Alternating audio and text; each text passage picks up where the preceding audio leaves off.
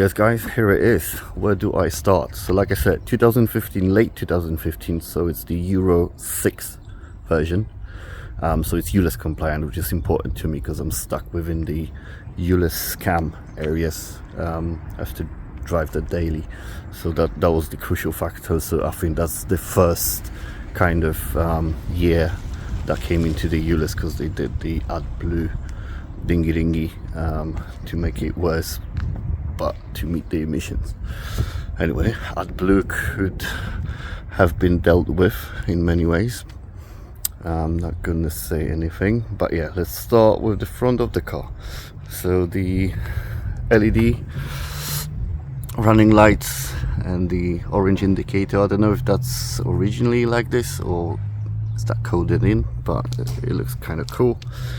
So this has got a black pack as well, so I was actually gonna add, this is autobiography edition as well, so it's got all the bells and whistles. It's got the private plate on it, which isn't really my cup of tea in terms of the 4D plate, looking a little bit chavvy, but I think in this case it suits the car, so I'm happy to keep it with the car, use it as it is. So the Riviera has added some badging here, just at the front. You got this black gloss grille for the black pack edition, I believe, and you got some additional LED driving lights just here. And believe it or not, this one we're looking at right now actually stopped working maybe day before yesterday. We had very bad weather here in the UK, and it was freezing temperatures, so in the morning I could just see that the moisture got in there, and eventually it just stopped working. Funny enough, when I was when the car was delivered, it was the other side, this side here, that actually stopped working, so that was replaced. So I'm now down to another two, and believe it or not, these don't come as a dual piece, it's a single piece. So you buy them individually, they're about £86 each on eBay, so that's like almost £200. You can just see the condensation there. That's it. Okay, nice fogs at the bottom. We have some fake vents, I believe. Don't think they go anywhere. Obviously xenon washers. A bit more of a black pack additions are these plastic inserts that are in black gloss as well. They're also fake. As you can see, they don't go anywhere. They're not actual vents, just styling bits. The color itself, 3NZ red, also called as Italian racing red, I believe. Very unusual, not really first choice of color. Of color to many, being red. I don't know how it's gonna come out on the camera, but it's really beautiful color, especially with the rest of the car being in black. It really works. It really works well. It draws attention wherever it goes, which not something I'm the greatest fan of, but it is what it is, right? So they normally come in 21 or up to 22, believe, inch wheels. However, these are premium wheels from Riviera. They are 23 inch, and they normally come as diamond cut face, and then inside of them is black. However, someone decided to spray them all black. I guess it's just easier to look after them that way, because in case of curbing or any damage, they're just easy to touch up. Brembo calipers,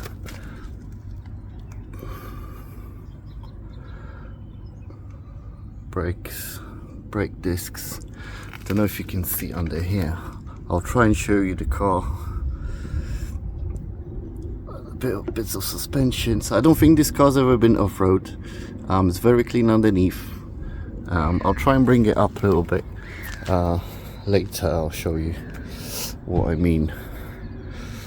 So down the side, obviously the roof and the mirrors all black from the black pack. Coming down to the side, the back of the car, Interesting bit, so it's got the electric tailgate. You can open it from the remote or you can open it from the button just here on the tailgate, just in the middle. However, I've read that it also has the kick function, so you know when you come close to your car and then you kick underneath and then it's supposed to open, and this doesn't do that. And I'm like, that's strange. And then later I've realized that the actual kick action works for some reason from the side, just there. So if I do that here, there you go, and voila, opens up.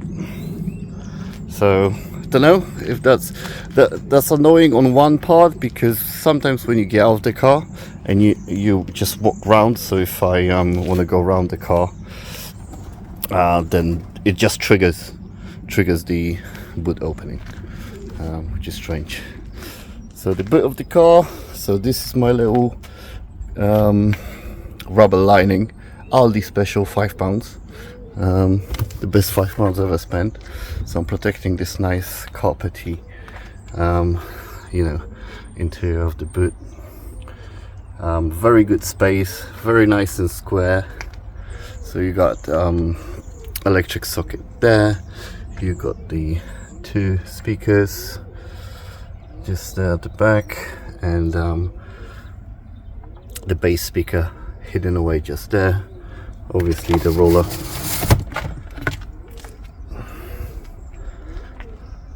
that's it. Manual, which is fine, doesn't bother anyone. Under the floor you've got the hidden spare wheel. It's I'll try and show you. It's not a full-size one, and underneath that, if you undo the middle kind of bolt, and you have to remove the cover and the spare wheel to get to the battery, which sits just there somewhere. I don't know if you can see. And I believe the air compressor as well, just there. All nice quality finish throughout the car. And just something interesting I want to show you. Let's just close this now.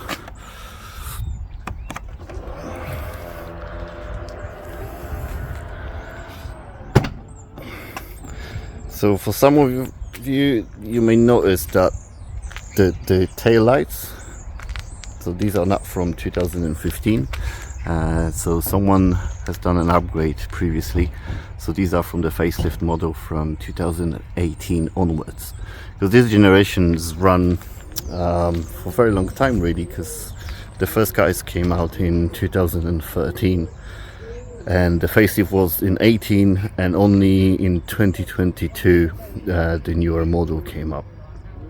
So you can see quite a few of these on the road, and as with previous Range Rovers, you can change bits on them, make them look newer than they actually are. So someone's done that just there. Obviously you got your rear wiper hidden just under there, LED tail lights. This one also has the glass panoramic roof or sky window. It doesn't open, it's fixed. It's got the electric blinds, and that's it. But it's a nice addition, but we're going to see it in just a moment. So great design in terms of the body kit. I think amazing, looks amazing on this car. So the car itself, this is considered mid-size SUV. It is a big car, but actually it's only 4.85 meters long. The wheelbase is just shy of 3 meters, and it's about 2 meters and a bit wide. So it's not the biggest. I guess the full-size Range Rover L405 is slightly bigger. It shows a little bit, but mainly inside. with the space for the rear passengers actually. Nice thing about it is because it's not that long, it's not hard to be used in the city, which many people does, and I think the proportions are amazing in this car.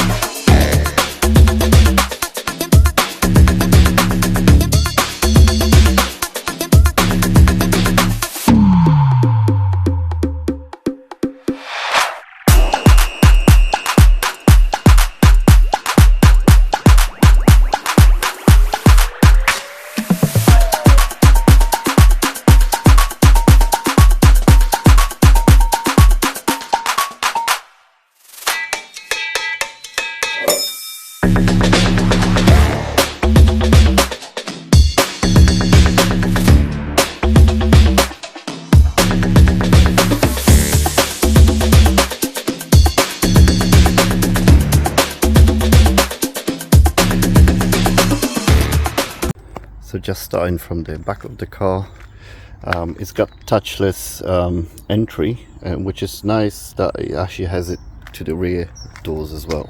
So if you press and hold, the car locks, but you can do it also on the rear door. So I come here, grab it, the car opens, which is nice. So the door, they don't open that wide, and the actual space here isn't that big. It's got this big arch here which you have to go through, kind of dive in. The quality of the door panel, it's all good. So it's leather here, aluminium, feels nice. This is plastic, however it's still quite soft, and this is plastic, and that's a little bit scratchy already down here in this section. So marine sound system, optional extra on this car, more speakers under there, just your button, open, close, and a tinted window. So the seats at the back are amazing. They normally, you know, if you look at these cars, they look immaculate. So the rear passenger area, it's always kept really nice. All you got is just a little net there. I'm very sorry about the cleanliness of the car, but you know, the weather we have here in the UK, you just can't keep it clean at all. I've got 3 kids in and out of this today and every day, just done the school run as well, so didn't have much time to improve. Let me just say inside. So in terms of space, you know, I've got enough room. The headroom is actually okay. Not nice sky window. Doesn't really, so I'm about 6 foot tall and I sit here comfortably, no problem at all. If I shut this door, just going to show you these nice LED lights, and these are just sort of touch, yeah, so reading lights, and these should come off shortly. So yeah, I showed you the speakers at the back, nice headrests. You sit a little bit higher than the driver and the passenger at the front, so it's nice visibility. My kids love this car because the window is really low, and they still got booster seats on, so they can seat out very well. And they also quite impressed, like you can see the roof of other cars as we drive along, because we're just so high in this car. Being the autobiography, also has the auto climate control. This comes on once the ignition is on. You can set the temperatures on both sides. It's also heated seats here at the back. Here's automatic, some air vents, little shelf there, and little shelf underneath with 12-volt socket just there. So not awful lot here at the back for the passengers. You got the armrest, another little net, cup holders, no ski kind of element here. It doesn't open up for some reason, and it's a 40-60 split. So yeah, let's take a look at the front. So just the same here at the front.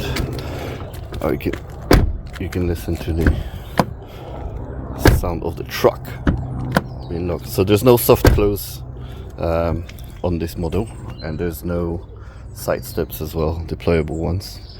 So it's less things to go wrong, if you ask me. It'd be nice to have fixed ones though. The nice thing is obviously you've got doors covering the whole kind of chassis of the car, so you don't get dirty if you touch any of these. Obviously that gets covered, protected by the door.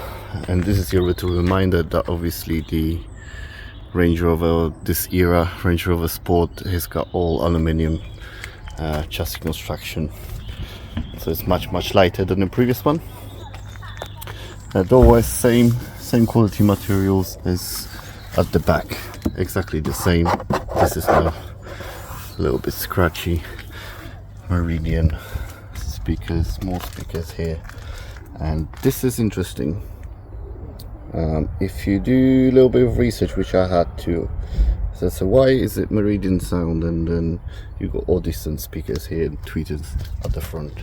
Supposedly, you know, ordering a Range Rover, opting out for the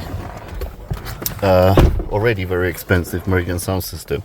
If someone is not quite satisfied with how the Meridian sound system plays, they can go to this company Audison and they do further upgrade to that.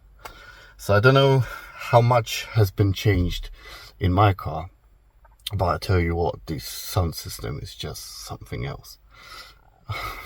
I just love it. I'm into my drum and bass, and the kick, the bass it gives you, and the crystal clear tones. Whatever they've done here, it's working. I have no comparison to the usual Meridian sound system or the standard one in terms of comparison to see how much better this is. But for me, this is more than enough. So I'm just going to show you. Maybe let's just start the car. Stop. There we are. Range Rover Sport. So nice thing about this one, so I've seen quite a lot of cars have issues going with these buttons, like melting away and sort of the rubber peeling off. I don't know what happened here, but these look brand new. So I don't know why these are in pretty much excellent condition. Steering wheel, nice and thick enough. Doesn't show much wear. This car's 82,000 miles on the clock now. Obviously 9 years, coming to a 10th year of age. You can see on the dash, actually, you can see the light flashing there. So that's a Range Rover being Range Rover. I went away for holidays and came back. The car started fine and everything was okay, but I've got this message about the intelligent braking system being inoperative. So what it is this car has optional radar, so you can set the distance at the front and the speed for the cruise control, and also I think the car will keep you in lane. So now with that showing fault, you haven't got that function, and when I've tried to look into that, then it seems that the car's just lost its calibration, so it doesn't show. It shows it as an intermittent fault, not fully there. So I don't know. It was working before all of a sudden it's not. I was quoted £150 to code it in again, do the adaptation. So yeah, another little expense waiting for me there. Infotainment system could be better. Very poor camera in my opinion. Just want to show you. That's it. Camera quality. So you put it in reverse, you got additional lines. I'm just going to put the AC on for now because it seems to be misting a little bit, especially, you know, in winter. However, it does have the spray at the back, so if you spray the rear window to clear it, it will spray on the camera as well to help in that way. So is a home menu. You've got your audio, so you got your normal radio FM stations. Sorry, just gonna take it off so I don't get banned. You got your DAB, but you also have your TV, so digital to TV reception. So let's see. Obviously reception isn't always there. If we're lucky, it might come on, I'm not sure. So during driving, I don't normally put it on because it loses the reception pretty quickly. Sometimes most of the time when I'm stationary, it actually works, and it works really well. So I do watch it, and the audio is amazing, picture isn't amazing because it's quite an old system, and you've got the dual screen option. So if during drive you want to watch TV, your passenger can watch it, but for you'll see other menus. Just for safety, you got your physical buttons here, which is nice. However, all of this panel here in a later model, it's touch screen and only has 2 dials for the air controls. And this can be retrofitted. It's a plug and play thing, and it's about £189 on eBay. You take this out, you replace it with the new one, touchscreen, and it looks pretty cool, I must say. You can even change that screen to the full size one that you've got on the latest model, and that's a little bit more money, about £800. So I was looking at about £1,000 conversion here, but I would probably need more data about how it actually works, whether it's worth changing or not. I'll probably rather keep my money for any additional repairs. So obviously you got your phone, you got your sat nav, which is quite dated, so obviously you don't use it. I think it should have the Android Auto function, but I've never used it. You got 2 ways of working with your seats in terms of, so these are heated and ventilated, so you either press it here like I just did now, and you can make it heat up or cool down. So you can do it from here, or you can also do it through here. So if I come back, yeah, and I press this, I can go one way for heating, the other way for cooling, and you press it again. These buttons feel really, really nice actually, nice and cold. Very responsive. You've got your heated front screen, which is amazing. So it takes about a minute and a half, I would say, and your windscreen is completely defrosted. So really, really useful that. So gearbox, the German ZF HP8. This one also has the auto terrain system.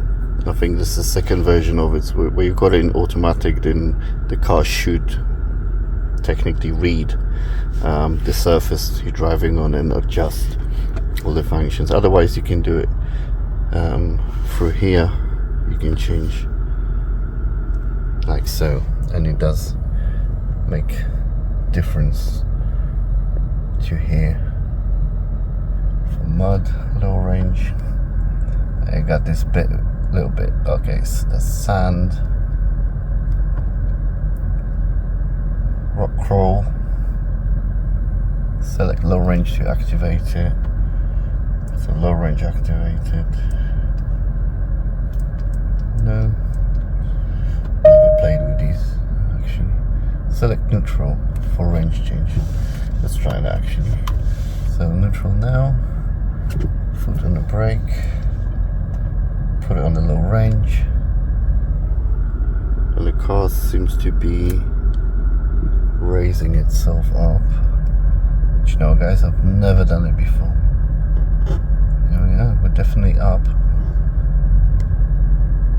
And now up. So now I can choose the crawl. Can I? Yeah. So that differential's locked. Okay, limits my speed. Wow, that's so cool. It's the first time I ever pressed it. So, right, before something explodes, I'm gonna turn it off. It also has normal mode for dynamic drive. How about that? Right, just gonna lower it down again, back to the same height. Normal height selected, but it keeps coming back up. Okay, go down then. Access height. Yeah. So the red looks quite cool. I'll keep it on auto. That's it. And I'll show you what the car looks like on the access height.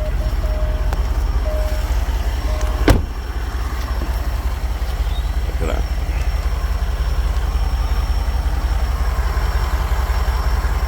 I mean, with those 23-inch wheels, it looks pretty gangster. There we go.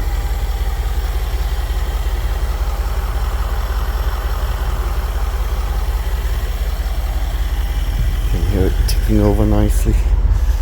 Beautiful 4.4 V8.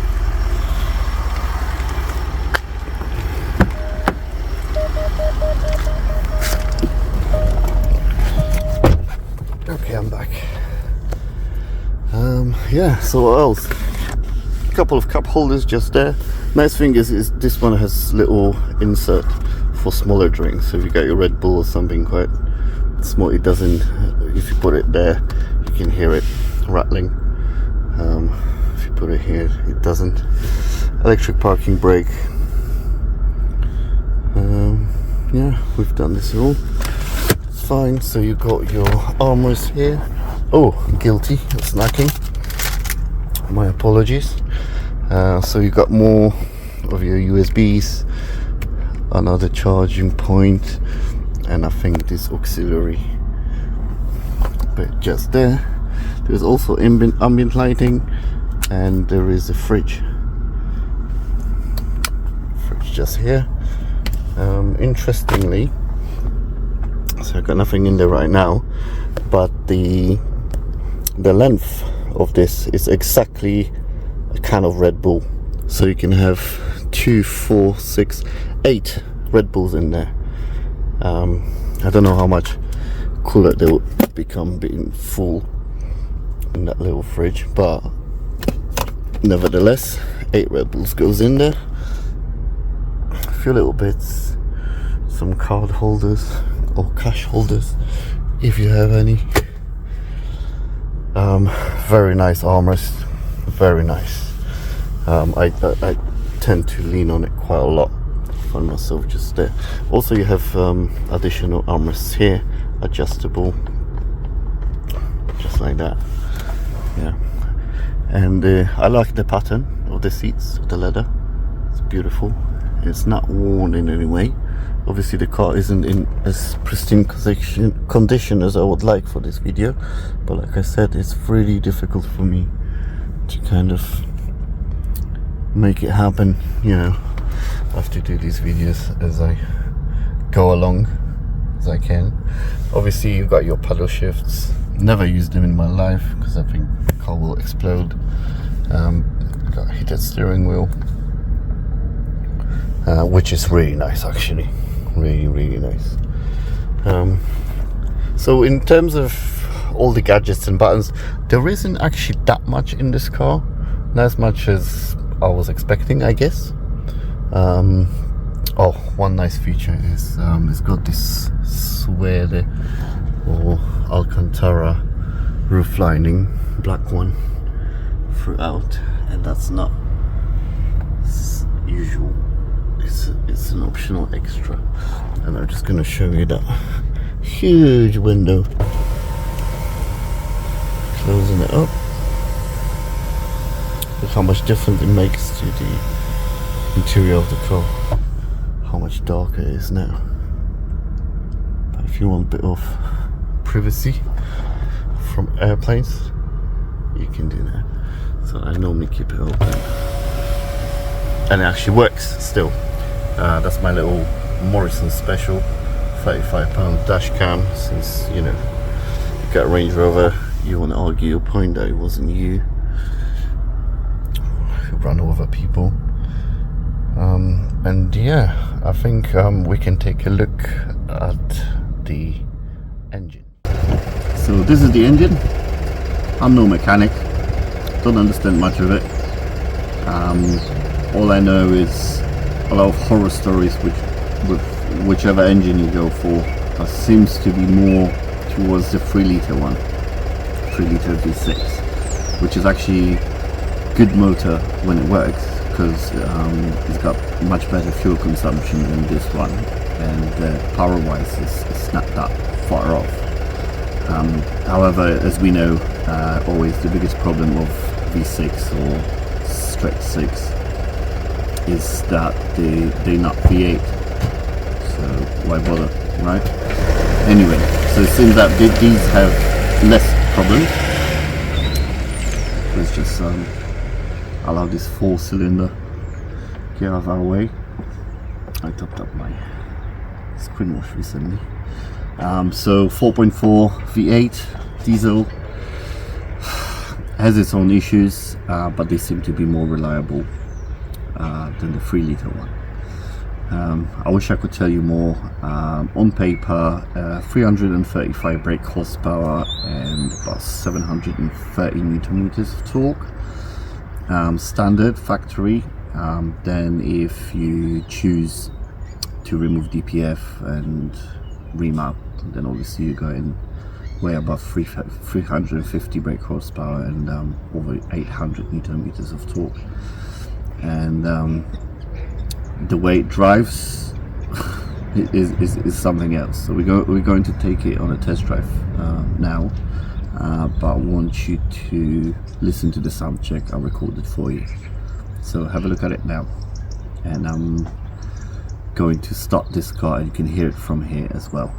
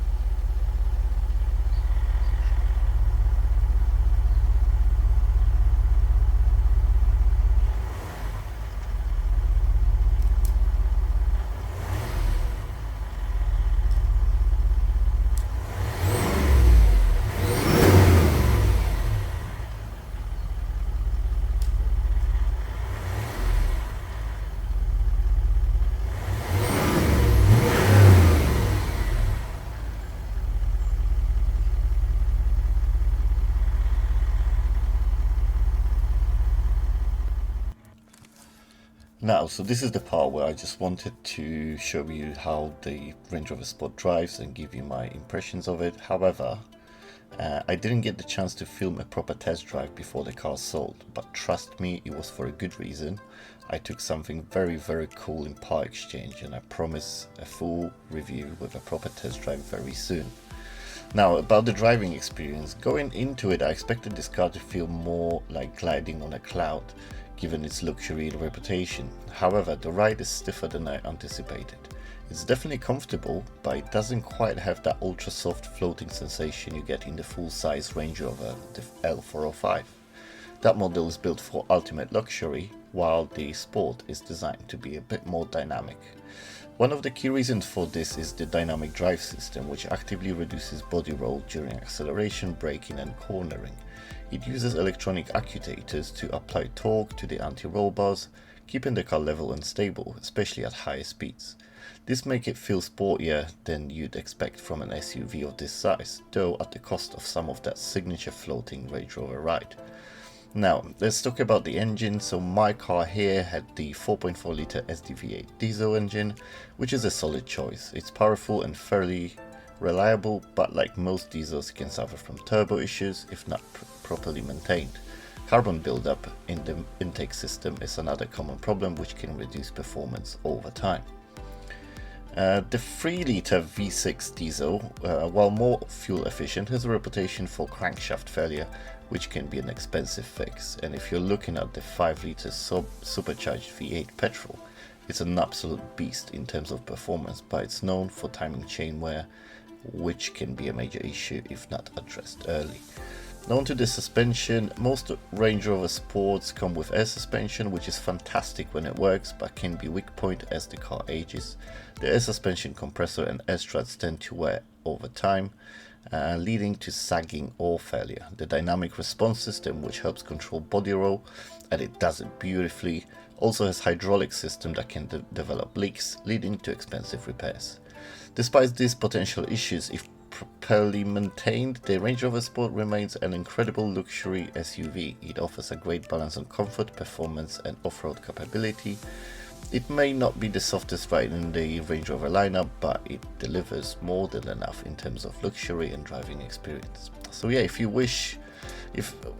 I wish you could have taken it for full test drive video, but I promise that what's coming next will be well worth the wait. Stay tuned for that, and as always, let me know what you think about the Range Rover Sport in the comments.